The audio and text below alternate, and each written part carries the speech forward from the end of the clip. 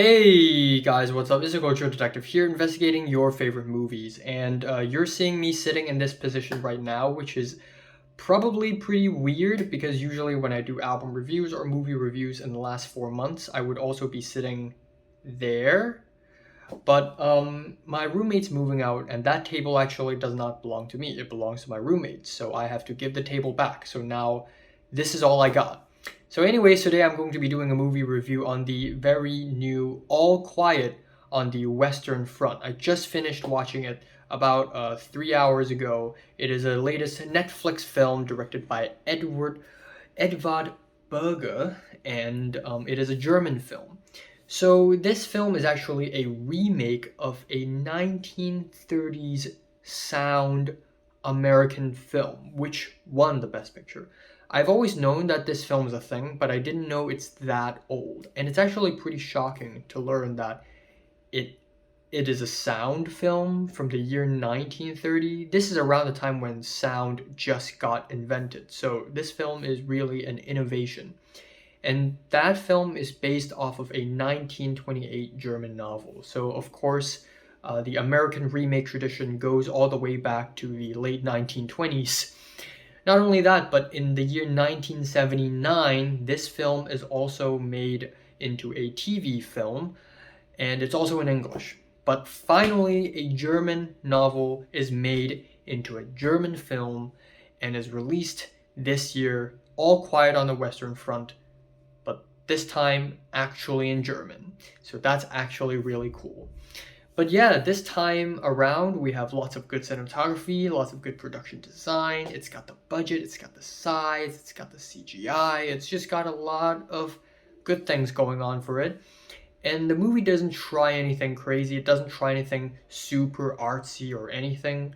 It does have a lot of artistic embellishments in comparison with the previous renditions of this novel, of course, obviously.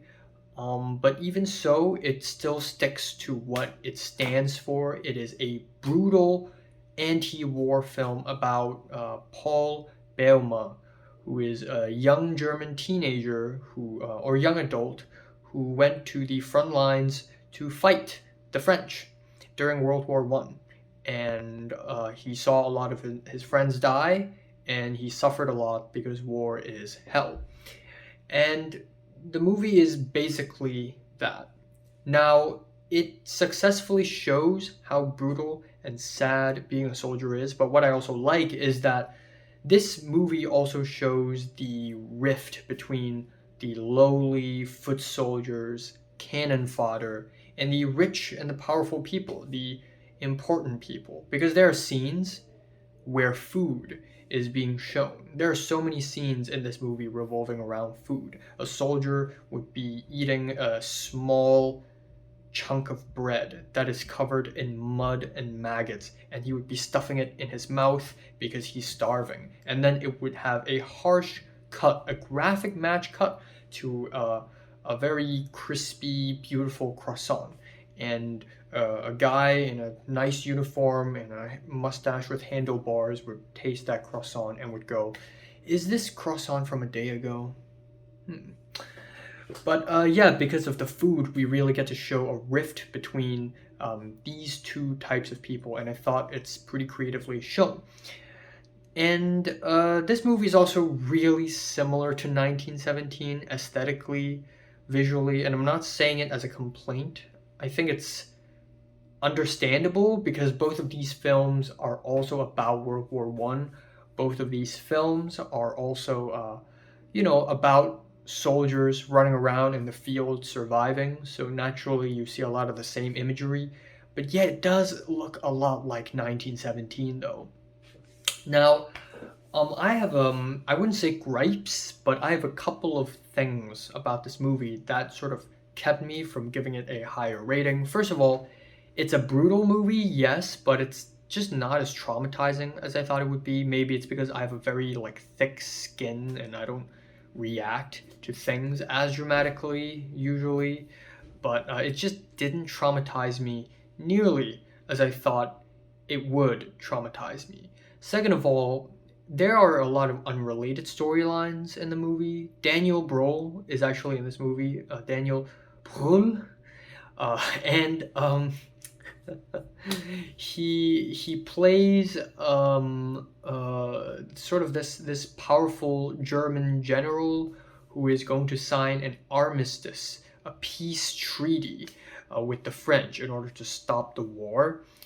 And he's good, but really these scenes are completely unrelated to the overall plot. I mean, they're kind of related indirectly, but only indirectly. So whenever we have those scenes, it sort of halted the momentum of the film a little bit.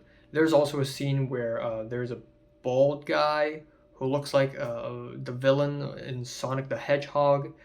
He also halts the momentum of the film a little bit, unfortunately. But yeah, these are my only issues with the movie. I still think overall this movie does a really solid job at portraying what it's trying to portray. I love the production of the movie. It's so muddy and stinky and bloody and gory. It's pretty realistic, yes.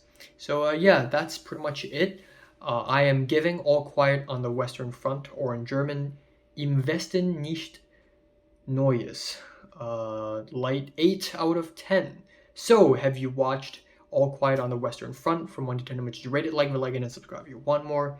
And thanks for watching. I don't think I'll be reviewing that many movies anymore in the year. Because again, December is going to be really busy for me, and the last 2 weeks of December will basically be completely gone. Like, I will not be uploading anything for a good part of late December. So I'm going to watch and review the Machine Gun Kelly movie Good Morning. Luca Guadagnino's Bone and All. If I get to watch it in the cinemas, I will review it. And also Darren Aronofsky's The Whale. If I get to watch it in the cinemas, I will review it. And that's it for the rest of the year, unfortunately. That's it.